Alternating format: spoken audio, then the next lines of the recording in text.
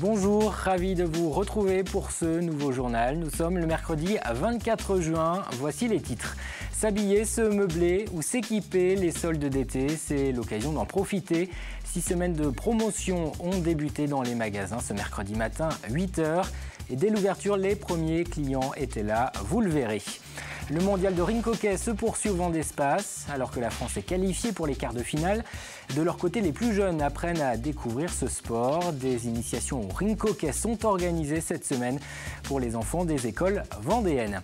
Enfin, à la fin de ce journal, nous irons à la rencontre de Myriam Noireau. Elle élève des chèvres, des moutons, des alpagas, des animaux qu'elle tond 2 fois par an pour récupérer la laine. Une laine qu'elle file elle-même. Elle réalise aussi sa propre teinture à base de plantes. Découverte de son savoir-faire à la fin de ce journal. Mais avant, un mot de la réouverture de la ligne SNCF Nantes-Saint-Gilles. Elle est reportée. Les TER devaient à nouveau circuler à partir de la semaine prochaine, après 10 mois d'interruption. La ligne a fait l'objet de travaux de rénovation sur 84 km de voies pour un coût de près de 110 millions d'euros. La SNCF a annoncé ce matin que le trafic ne reprendrait qu'à partir du mois de septembre, le temps de mener des travaux complémentaires. Des problèmes de sécurité des passages à niveau et sur les systèmes de signalisation ont été repérés. Cette annonce, juste avant l'été, a provoqué la colère des élus. Écoutez Jacques Auxietz, président du Conseil régional des Pays de la Loire, et Guillaume Jean, vice-président de la commission infrastructure au Conseil départemental de la Vendée. De nombreuses réunions ont eu lieu, notamment une dernière le 4 juin, juste un mois avant la date prévue pour la réouverture de cette ligne, et que rien n'a été précisé à ce moment-là, si ce n'est qu'il fallait se préparer à faire la fête dans les différentes communes qui allaient retrouver leur train. Donc il y a là ce que j'ai qualifié d'une démarche de désinvolture, de mépris peut-être aussi un peu, et puis d'incapacité. Il y a une très mauvaise nouvelle pour le nord-ouest vendéen. Je pense que la population, les commerçants, les entreprises du secteur de Saint-Hilaire-d'Orier et Saint-Gilles-Croix-de-Vie attendaient beaucoup de cette réouverture de ligne. La saison, elle est déjà commencée, hein. On est fin juin. Évidemment, le boom touristique, on est sur la période de juillet-août. Donc forcément, pas de train pour juillet et août. C'est une très très mauvaise nouvelle pour le secteur. Et le secrétaire d'État chargé des Transports, Alain Vidalis, a réagi. Il déplore ce report et a demandé une enquête pour comprendre les dysfonctionnements. Jacques Auxietz, de son côté, a décidé de démissionner du conseil d'administration de SNCF Réseau. La région va également porter plainte contre l'entreprise ferroviaire. Et puis autre réaction, celle de Bruno Retailleau. Le sénateur vendéen parle de désastre économique à la veille d'une saison touristique essentielle pour l'économie littorale. Pour cet été, les passagers qui avaient déjà réservé un billet de train sur cette ligne Nantes-Saint-Gilles pourront se faire rembourser. Et selon la SNCF, des solutions de substitution seront mises en place. Et puis toujours au chapitre transport, le groupe vendéen Dubreuil veut lancer une compagnie aérienne low cost. Annonce faite hier à l'occasion de l'Assemblée générale d'Air Caraïbes. Le groupe Dubreuil veut multiplier par 2 son activité long courrier d'ici 2020. Et cela passera par la création d'une nouvelle compagnie aérienne qui proposera des prix bas vers des destinations de loisirs comme la République dominicaine, mais aussi en dehors des Caraïbes. Le Mexique ou les États-Unis sont évoqués, ce qui serait nouveau pour le groupe vendéen implanté à Belleville-sur-Vie. Cette compagnie low cost long courrier, un projet baptisé pour le moment Sunline, devrait être lancé dans un an, en juin 2016. C'est parti, depuis 8 h pour 6 semaines de rabais dans les magasins. Les soldes d'été ont débuté ce mercredi. Les commerçants comptent oublier le mois de janvier. Les attentats de Paris avaient pénalisé les tout premiers jours des soldes d'hiver. Des soldes en perte de vitesse. 60% des Français ont l'intention de faire les soldes cet été. Ils étaient 75% l'an dernier. À l'heure de l'ouverture pourtant, dans certains magasins, les premiers clients étaient déjà là. C'est ce qu'a pu constater aux Herbiers Anne-Lise Vinet. 9 h ce matin, ouverture des portes pour quelques magasins. Jean-Baptiste, lui, est déjà sur le pied de guerre. Étant donné la chaleur qu'il fait actuellement, on préfère venir de bonne heure. De son côté, Julien fait un dernier tour du magasin pour peaufiner les détails. Mais un imprévu survient. En fait, on vient de recevoir un rajout de référence qui n'était pas soldé à mettre en solde sur l'enseigne Bonobo. Les premiers clients arrivent et pour certains, le shopping est express. Merci beaucoup. Je vous souhaite une bonne journée. J'avais déjà ciblé mon choix sur le site. J'avais regardé sur internet et j'étais déjà venu lundi. Cette année, les soldes flottants ont été supprimés. La période des soldes est donc passée de 5 à 6 semaines. Un changement qui a peu d'impact sur le prêt-à-porter. On fait des offres toute l'année, donc pas besoin de soldes flottantes. Les soldes flottantes, on n'en faisait pas au préalable. Donc pour nous, les soldes, c'est juste que la période de solde est plus longue. En plus, les ventes privées, donc on a l'impression d'être en solde 2 mois de l'année. Et comme dans toute virée shopping, il y a ceux qui essayent et ceux qui attendent.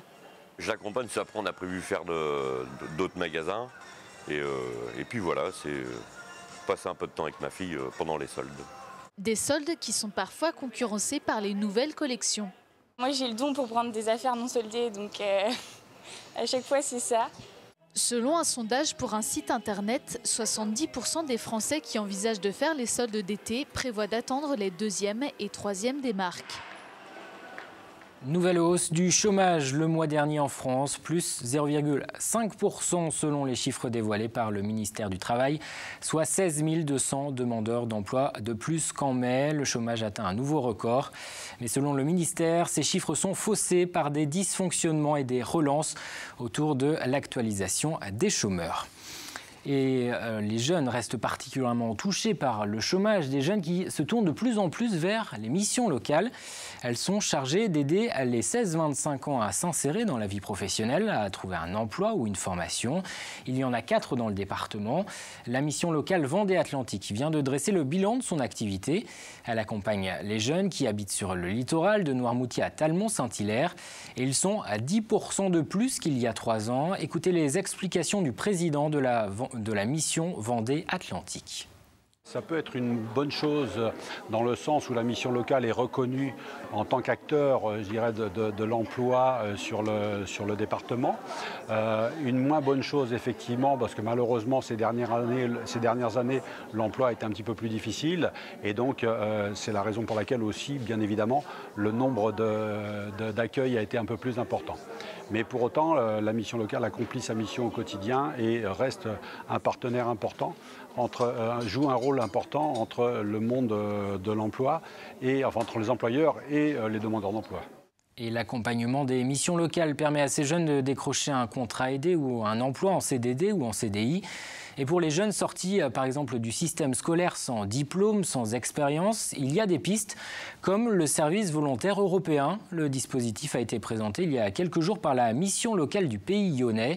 Il permet de partir pour une durée de 2 à 12 mois à l'étranger en tant que bénévole dans une association ou une collectivité. Ce programme est ouvert aux 17-30 ans, une expérience dans un autre pays valorisable au-delà du CV. On est dans ce qu'on appelle l'éducation informelle, c'est-à-dire apprendre en faisant au sein d'une association, et ce sera toujours dans un projet d'intérêt général, c'est-à-dire l'engagement citoyen, et puis développer son sentiment de citoyen européen en développant aussi ses connaissances d'un nouveau pays et des valeurs européennes, telles que la tolérance, la solidarité, mais aussi tout simplement le vivre ensemble et puis la connaissance interculturelle. Le bac, c'est terminé ou presque. Les épreuves écrites se sont achevées cet après-midi. Reste pour quelques candidats les oraux avant les résultats dans 15 jours. Demain, ce sera le début du brevet des collèges pour les élèves de 3e. Et puis, il y a d'autres examens qui ne délivrent pas de diplôme, mais qui permettent de viser l'excellence et la reconnaissance. C'est le cas du concours Un des meilleurs apprentis de France. La Roche-sur-Yon vient d'accueillir la compétition régionale de coiffure. 27 apprentis des Pays de la Loire, élèves de CAP, se sont affrontés notamment sur une épreuve de réalisation de chignons. Grégoire de Châtillon s'est glissé parmi les candidats. Après la mise en pli le matin, c'est au tour du chignon à réaliser dans l'après-midi. Pour ça, les apprentis ont une heure dans le silence pour mener à bien cette coiffure indémodable et très technique qui peut convenir à toutes les situations. La difficulté du chignon, c'est surtout de réussir à faire quelque chose de volumineux, de faire tenir les volumes sur un cheveu qui peut être fin, mou. Sur les 27 apprentis du concours, 25 filles et 2 garçons qui représentent les 5 départements de la région. Elles sont 3 vendéennes à y participer et sont tous en 2e année de CAP coiffure. En septembre prochain, ces apprentis seront sur le marché du travail. Alors, ce serait pas mal de finir l'année en beauté. Ce sont surtout les critères d'esthétisme, de volume et d'harmonisation qui vont compter pour le chignon. Donc il reste 3 minutes. Dernière touche. Vous pouvez ramasser vos affaires, coller les étiquettes. Le concours est terminé et les Vendéennes sont plutôt satisfaites de leur chignon. Pour le moment, oui, ça va. Après, on verra au niveau des notes et tout ça, je sais pas trop. Mais dans l'ensemble, oui, ça va. Alors, dans mon chignon, j'ai 4 parties. Donc, j'ai une partie où il y a 3 tresses qui fait une rose. J'ai une partie où il y a un cran, une autre partie où il y a une grosse coque et une autre où il y a une banane derrière. Les médaillés d'or de ce concours régional de coiffure se retrouveront bientôt à Paris pour la finale nationale.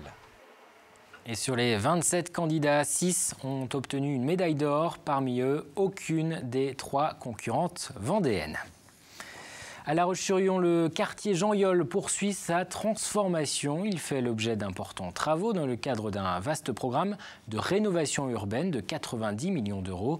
Cela concerne plus de 2300 logements sociaux, mais aussi le boulevard Jean-Yol. Cet axe routier qui traverse le quartier a été redessiné pour permettre notamment un partage de la voie avec les vélos. Et puis côté logement, les grandes barres d'immeubles ont été détruites ou modifiées et des résidences neuves construites.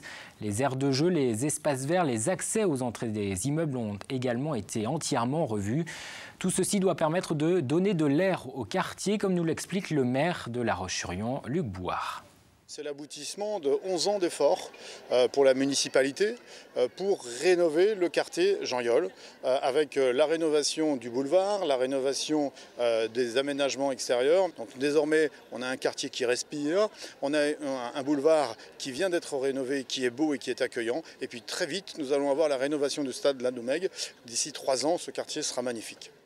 On passe au sport et au championnat du monde de rink hockey qui se déroule en ce moment au Vent d'Espace. Une compétition qui réunit les 16 meilleures nations du monde. C'est la première fois que la France accueille cet événement. La compétition aborde un nouveau tournant puisque la phase de poule est terminée depuis hier soir. Place à la phase finale. La France s'est qualifiée hier pour les quarts de finale face à l'Angola devant une salle pleine. 3500 spectateurs bien présents pour supporter les joueurs tricolores. Le joueur vendéen de l'équipe de France, Carlo Di Benedetto, apprécie.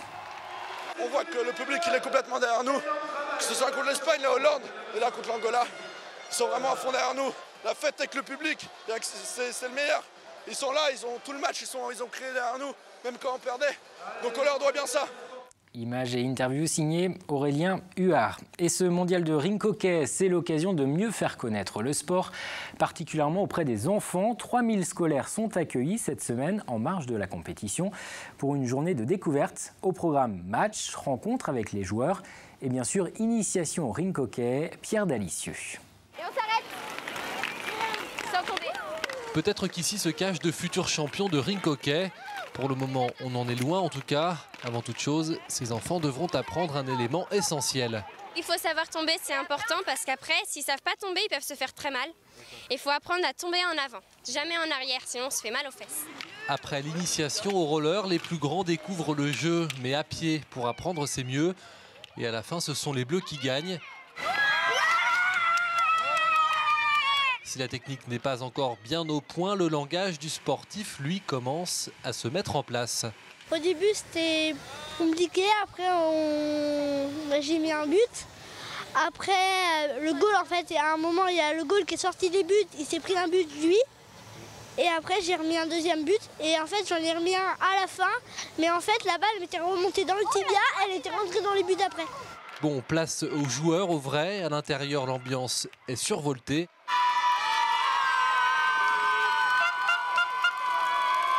Le match entre Allemands et Autrichiens passionne déjà nos petits Français. Je profite de quand même voir des équipes du mondial, c'est déjà pas mal. Et oui, même si la France ne joue pas cet après-midi, chacun a choisi son camp pour des raisons plus ou moins en lien avec le sport. Moi je suis pour l'Autriche parce que j'aime bien leur couleur de maillot. Ils sont forts les Allemands, j'aime. Puis surtout parce qu'ils sont beaux. Pour tous ceux qui voudront quand même supporter la France, après sa victoire d'hier face à l'Angola, c'est jeudi soir qu'elle jouera en quart de finale contre l'Argentine. Partons maintenant pour Martinets, à la rencontre de Myriam Noiraud. Elle élève des moutons, des chèvres, des alpagas dans une démarche tournée vers le respect de l'environnement et l'agriculture bio. Et elle perpétue un savoir-faire particulier un peu oublié en France. Le cardage, c'est-à-dire le démêlage et le filage de la laine de ces animaux. Elle réalise aussi ses propres teintures à base de plantes, un tour de main pour lequel elle a été récompensée l'an dernier aux Journées des métiers d'art. Regardez ce reportage signé Cyril Guillet. Allez. Voilà 5 ans que Myriam Noiraud a fait le choix de vivre dans cet écrin de verdure avec ses animaux, à commencer par ses moutons. Là devant nous, il y a le mérinos de Rambouillet. Bon, celui-là, c'est pas un pur race, il a été donc croisé, mais c'est une laine très fine, très blanche, une des plus fines. C'est donc bien pour leur laine qu'elle élève ses animaux, moutons Shropshire, tout droit venus du sud de l'Angleterre, moutons de Sologne et même des alpagas. C'est une laine qui est très longue, très douce, qui est très agréable à travailler et avec des couleurs variées, puisqu'en fait il y a chez l'alpaga une vingtaine de couleurs de toisons différentes. Et Myriam est au petit soin avec tous ces animaux. Élevée en agriculture biologique, 1 à 2 fois par an, le cheptel est tondu. Elle s'empresse alors de valoriser cette laine. Moi j'ai toujours été passionnée de fibres, de laine. Toute petite, à l'âge de 6 ans, 7 ans, j'ai commencé à faire du tricot. J'étais entourée d'une grand-mère, d'une maman qui travaillait les fibres, qui faisait énormément de choses manuellement. Et un jour, j'ai rencontré l'animal, le mouton, et la passion est née. Après avoir lavé et séché la laine, Myriam prend place sur une cardeuse hors d'âge. Là, moi, je pensais particulièrement pour carder la laine. La première étape du cardage, c'est-à-dire de la démêler, en fait. La laine sera ensuite recardée, cette fois-ci avec une machine électrique, pour une meilleure finition et ensuite filée. Restera la teinture et pas n'importe quelle teinture. Celle-ci est naturelle et réalisée avec des plantes tout droit venues de son jardin. Là, on est devant l'orcanette. L'orcanette, c'est une petite plante de la famille des bourraches qui a une racine qui est utilisée en teinture végétale. Normalement, elle donne du violet. J'ai testé, je n'ai pas eu de violet, j'ai eu un gris, mais je pense que, bon voilà, en matière de teinture végétale, on n'est pas maître des choses. En créant sa marque Natwooli, elle avait dans l'idée de revaloriser la laine 100% naturelle qui semble avoir perdu ses lettres de noblesse dans l'Hexagone. Actuellement, la laine est considérée comme sous-produit de l'agriculture. Donc elle est jetée ou elle est envoyée en Chine. Et ces produits nous reviennent avec des traitements chimiques et avec aussi un impact écologique au niveau du transport. C'est donc toute une philosophie de vie que propose Myriam Noiraud, car parallèlement à son activité autour de la laine, elle a développé l'éco-camping des Thibaudières, des séjours en yourte sans électricité, au plus près de la nature. Et avant de refermer ce journal, un mot de la météo prévue pour ce jeudi. Ce sera encore une nouvelle fois très agréable avec un ciel bleu et 13 à 16 degrés au lever du jour. Dans l'après-midi, toujours un large soleil, quelques rares voiles nuageux. Et les températures vont grimper jusqu'à 28 degrés prévus dans l'intérieur du département, à 26 en bord de mer. Le détail des prévisions, c'est dans un instant avec Armelle Pavageau. J'aurai le plaisir de vous retrouver demain.